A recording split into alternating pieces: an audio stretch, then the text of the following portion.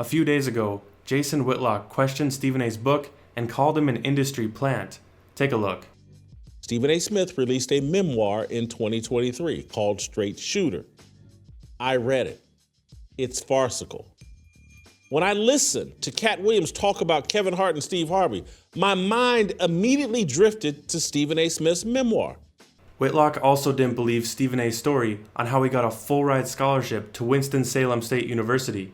He, or his ghostwriter, claims he received a full basketball scholarship from Winston-Salem State after a one-day tryout in February of 1988. So Stephen A. is saying that they play a game on Saturday. He wakes up the next morning, they're having a scrimmage that he arrives to late in the middle of, and Big House Gaines checks this 6'1", 150-pound guard from New York City who played a couple of months of high school basketball without acquiring any stats or anything. He shuts down a practice, checks Stephen A. Smith into the scrimmage, and then, according to Smith's account, he knocked down 17 straight shots in the scrimmage. And Big House Gaines offered him a full scholarship immediately after the practice. I'm reading this, and when I read it, I was like, you gotta be kidding me. This is a comic book. If you go read Big House Gaines' memoir, his book, his biography, all Big House Gaines did was complain about how limited his budget was at Winston-Salem State, how the school wasn't flush with cash and a bunch of scholarships for his players. He was always trying to make ends meet, but this frail kid from New York City, he gave a full scholarship to next year's team after watching him play for an hour in a scrimmage.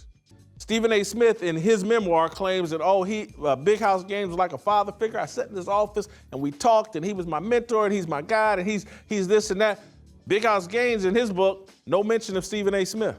Stephen A. Smith responded multiple times on First Take. Here's what he had to say. Molly, Club Shay, I don't know if y'all know this or not, but I wrote a memoir last year, and it's a New York Times bestseller. And today it goes into paperback. It's on sale in paperback today. One other thing, there are people out there lying and actually putting out there that I didn't write my book. I can assure you, so help me God, I wrote my book. It's my memoir. It's my life story.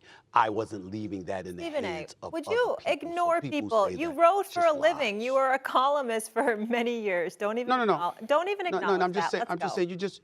Yeah, you're better than that. Let's go. Let's go. You can acknowledge it. It's okay. You just point out how they're lying. On this particular day, I think it's incredibly appropriate when we see somebody like my man Shannon Sharpe have a podcast and does an episode that I think is going to eclipse 50 million views. I think it's a lesson to be learned, and it's a lesson that we need to extend to a lot of professional athletes out there who have their podcast and who go on podcasts and think they have voices and whatever, and some of them do, of course. You know what? We have voices too. I want to remind the world, this is Stephen A., baby. I'm not running from anybody. And if somebody is going to misquote me, usually I'm going to make an effort to set the record straight. Now, there are some people, as Shannon constantly reminds me, that deserve to be ignored. There are people in the media, fat bastards to be specific, who are completely irrelevant and are starving for attention because all they have left is clicks because their credibility has been shredded everywhere else. And those people are left to be dealt with another day. But outside of that, I want to make sure that people out there who have their podcasts and have their platforms and all of this other stuff, if you're credible enough and I choose to care enough, I will respond off of anything that I have to say. All I ask is that if you're gonna come at me, could you at least quote me accurately and contextualize accurately? That's all I ask. So first things first, do I believe everything in the book? No. Stephen A. said he was playing basketball outdoors in February in New York City, where there's snow on the ground, and someone thought he was so good, they approached him and decided to drive him to North Carolina so he could try out for a college basketball team, and in that one-day tryout, he made 17 straight shots and got a full-ride scholarship on the spot. He then said he only played one game before cracking his kneecap in half, but that's not true. According to the official stats, he played in 9 games, and that's how he averaged 1.5 points per game. The point is, the book is very exaggerated to sell copies, but that shouldn't surprise you. Most celebrity books are.